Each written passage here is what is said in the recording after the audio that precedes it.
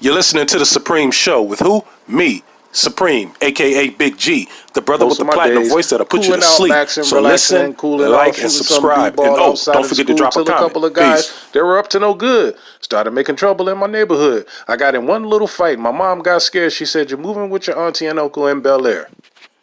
Here we go, y'all. 30 years, Fresh Prince of Bel-Air show. How many of y'all watched this?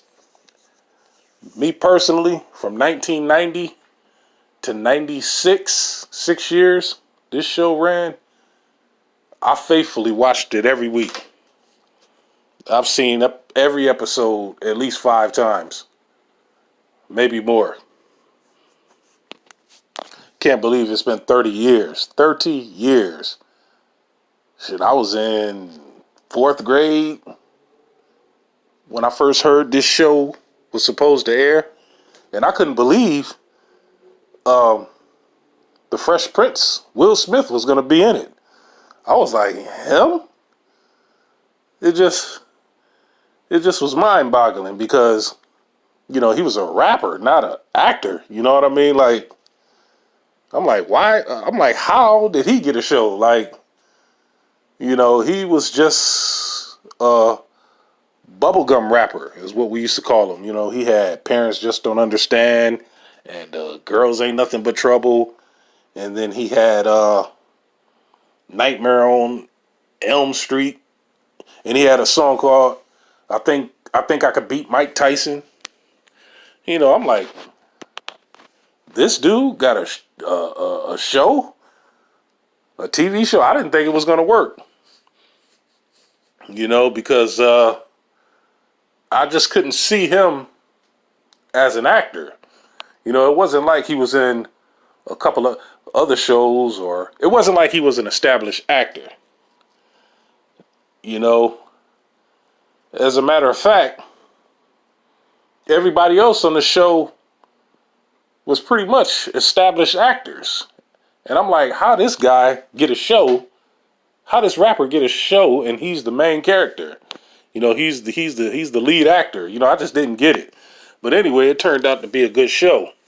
For all those that don't know, this show was based on the life of Benny Medina. Benny Medina is the real life Fresh Prince of Bel-Air. If y'all don't know who Benny Medina is, y'all really need to do some research, because he was around in the late 70s, early 80s. He worked for Motown. He was a writer, producer, singer, and then he worked for he was an A&R manager at Warner Brothers, I think. He managed groups like Naughty by Nature. He worked with Moni Love, Queen Latifah. Most of the cold chilling artists, anybody who was under the Warner Brothers umbrella at the time, that was a black recording artist. He pretty much worked with him in some form or fashion. He also helped Puff Daddy launch his Sean John clothing line. Benny Medina did a lot. You probably saw his name on a lot of hip hop album credits back in the days. I knew who he was before the show even came out, just from reading album covers, you know what I mean? But yeah, Benny Medina was the real life Fresh Prince of Bel-Air because he, I think his mother died or something like that. And, he was raised by family members and he ended up in different foster homes or something like that. And he kept running away. He didn't have a stable childhood, He was bounced around from foster home to foster home, living with friends and family members in Los Angeles. He's from Los Angeles. And what ended up happening was he befriended a white guy in junior high school or something like that. And the white guy's parents, they sort of helped Benny Medina out. They let him stay in their makeshift garage in Bel-Air. And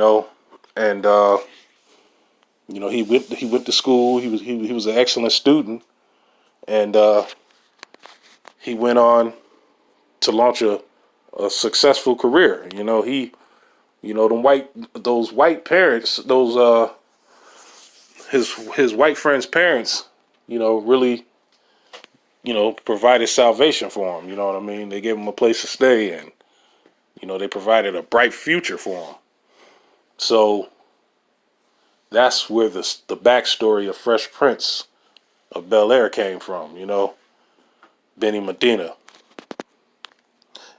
One thing about Benny Medina, a lot of people had suspected that he was gay or whatever, you know, and he eventually came out. And as soon as he came out, somebody accused him of rape. I don't know if y'all remember that. This was like maybe like 10, 15 years ago, you know, but to each their own. Anyways, yeah, I couldn't believe that they chose Will Smith, because Will Smith was not an actor. Now, the funny story about that was when Will Smith did that Nightmare on Elm Street song, New Line Cinema, they sued the pants off of DJ Jazzy Jeff and the Fresh Prince. And, you know, they was going through financial problems with the IRS and everything, and they couldn't afford to pay up. So New Line Cinema said, hey, okay, why don't you act in a couple of movies, and we'll recoup the money you make to pay for the copyright infringement. And they thought about it. You know, Will Smith thought about it, but he wasn't an actor. You know, he wasn't into doing movies. And they said, we got a movie for you. It's called House Party. You know, we're working on a movie called House Party. You know, why don't you and Jazzy Jeff do this movie? Because if you think about it, the House Party was based on a rapper and a DJ. You know, Martin was the DJ. You know, Kid and Play was the rapper, but Play was throwing a house party, and Martin was the DJ. You know, that was supposed to be about DJ Jazzy Jeff and the Fresh Prince, but they turned it down. And New Line Cinema picked up Kid and Play, and they wrote Kid's part in the movie, and it fit perfectly. You know, it was meant for Kid and Play to do it. So, with that being said, they ended up giving DJ Jazzy Jeff and the Fresh Prince an opportunity to do this sitcom. You know, and Will was like, they was like, hey, we could do a sitcom. You know, it's only a half an hour. You know what I mean? So they took that and ran with it, but one small problem, Will wasn't an actor, you know, and he was working around a bunch of other established actors. You know, Alfonso Ribeiro, who's Carlton, he was the tap dance kid. He was on Silver Spoons. He was in the Michael Jackson commercials in the 80s. So he was talented. Plus he used to work with the circus doing acrobatics, flips and all that. So he was already established. And Tatiana M. Ali, you know, she played in a lot of movies in the 80s as a child. The one I remember, the one I first saw her in was Eddie Murphy's Raw. In the beginning, she was singing Why Do Fools Fall in Love? And I believe she was on the Cosby Show and a couple other shows throughout the 80s as a child. And same thing for James Avery. He played in a lot of shows. I believe he was on the Incredible Hulk a couple times. He played a lot of small roles in different shows and sitcoms. You know, he was, you know, featured in a lot of primetime shows. But who else? Karen Person, same thing with her. She had a lot of small roles back in the 80s and stuff, but all their big breaks came in, you know, like the late 80s. What led up with the big break was the Fresh Prince of Bel-Air. You know, they wasn't just featuring in small roles, you know. And the interesting story is the original Aunt Viv. She was an established actor.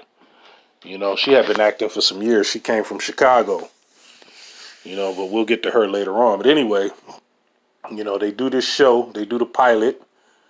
You know, Fresh Prince comes in and you know, he was banging on the door, doom doom da, doom doom da, doom doom da. You know, the first show was the first. I remember watching that first show. I was cracking up. It was just funny. You know, everybody played their roles well on the show. But in the first couple of seasons, like maybe like the first 2 or 3 seasons, you can tell, you can see Will Smith lip syncing. Well, I wouldn't say lip syncing, but you can see him, basically lip syncing other people's lines. You know, that's how loose he was as an actor. You know, and the original Aunt Viv felt some type of way about that. She felt like this dude ain't no actor. He ain't been in the game that long. You know, he ain't. You know, he's basically a rapper trying to be an actor. She felt like she deserved more money and, you know, more respect. You know, but you know, Alfonso Ribeiro said that the original Aunt Viv was just a bitch on wheels. He was like, the bitch was crazy, you know, and you know, other people said that Will Smith just didn't like dark-skinned women. Matter of fact, the original Aunt Viv said that, and to each their own. You know, you can feel free to believe whatever you want to believe. But me personally, I believe the original Aunt Viv. I believe Will Smith probably didn't like dark-skinned women. I know a lot of light-skinned dudes, his complexion, that are like that. You know what I mean? But who knows? You know, I'm just going with the original Aunt Viv. You know, and she may have been a bitch. She may have been pissed off about how Will treated dark-skinned women. Who knows? You know, everybody's entitled to their own opinion. You know, I just wish they'll have her on the 30-year anniversary. They're supposed to be doing like a commemoration or something, a get together, sit down. They're supposed to talk about it. You know what I mean? And I don't know if they're going to include her, but I wish they would, because she was a good actor. She was beautiful, and so was the second Aunt Viv. I mean, they were both good. Like, it didn't take away from the show. You know, like when they replaced the original Aunt Viv, I didn't feel like anything was lost. You know, I felt like, you know, the show was still on and popping. Like, you know, I kind of missed her, but you know, Will and Carlton. Will started getting better as an actor, and Carlton, they Jeffrey and you know, the guests they would have on the show, it just started getting better and better as the seasons went on. You know, a lot of people say the season, by the fifth season, the show started falling off, but you know, it held its own weight. You know, but that show was only supposed to last like 3 seasons. The episode they did where Will goes back to Philadelphia to visit his old friends and his old neighborhood. He went to go visit his mom and stuff. That was supposed to be the last show. Because remember, it ended as the Fresh Prince of blank, blank, blank, Philadelphia. That was supposed to be the last show. But fans, they demanded more. Yeah, the fans wasn't having it. They wanted more of the show. What made the show unique, every character had their own unique trait about them, you know. The interesting thing was Will, he never lost his Philly flavor. You know, he always maintained that East Coast Philadelphia, you know, brotherly love swag, you know what I mean? Like, he always had that East Coast swag, you know, that Philly style swag, you know what I mean? He never lost that. You know, he always kept it real. And you know, Jeffrey was the actually, he was the funniest person on the show. You know what I mean? He was really a comedian, you know. but he was there to give you that quick laugh. You know, he always was sarcastic. You know what I mean? The directors didn't let him take over the show or steal the show. You know what I mean? Because they didn't want to deflect the Will Smith role. You know what I mean? So they kind of gave Jeffrey a every now and then spot to crack you up, and it worked every time. And you know, Uncle Phil, he was just a down to earth, funny judge slash uncle. You know what I mean? He kept it real. He wasn't to be pushed. He wasn't the type to be pushed around. You know, he could take a joke or two, but every now and then he'll set you down and, you know, talk to you like a man. You know, Hillary Karen Parsons, she just was she played the dizzy, rich, bougie black chick. You know what I mean? Not too bright, cute, not too bright, annoying. You know, she maintained that role. Kind of reminded me of Whitley from A Different World. You know what I mean?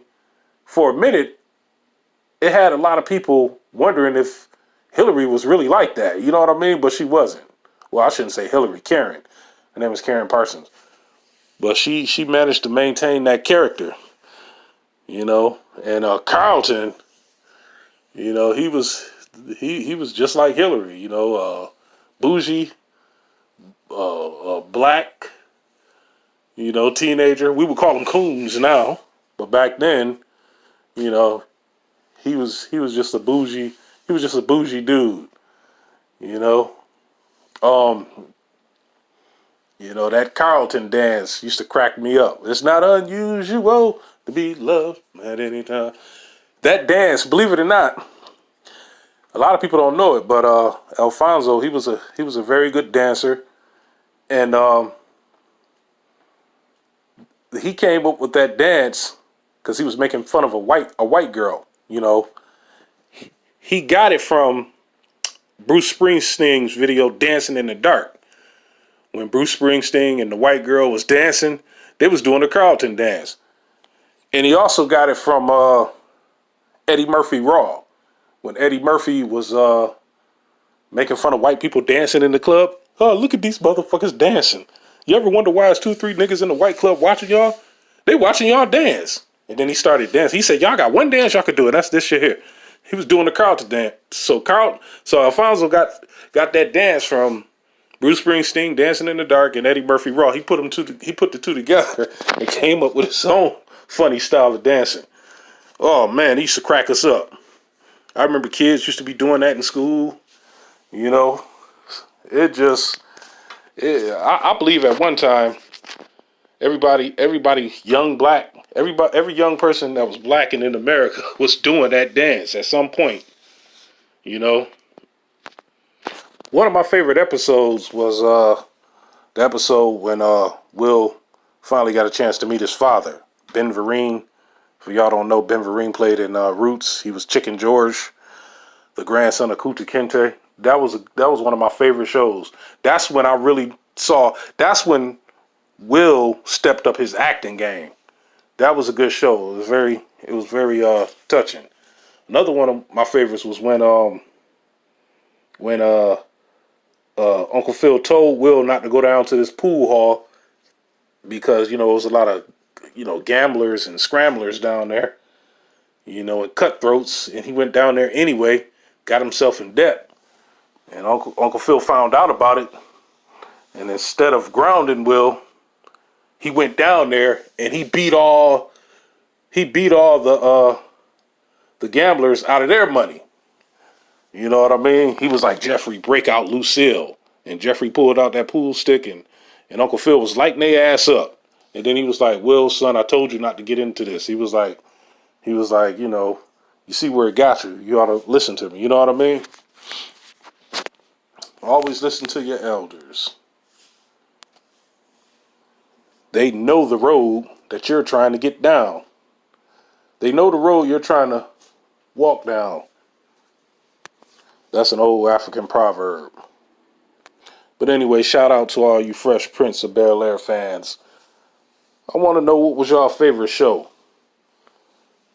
Let me know your favorite show. What was your favorite episode? Who was your favorite character? Who you thought was the cutest? Me personally, I thought Ashley was the cutest.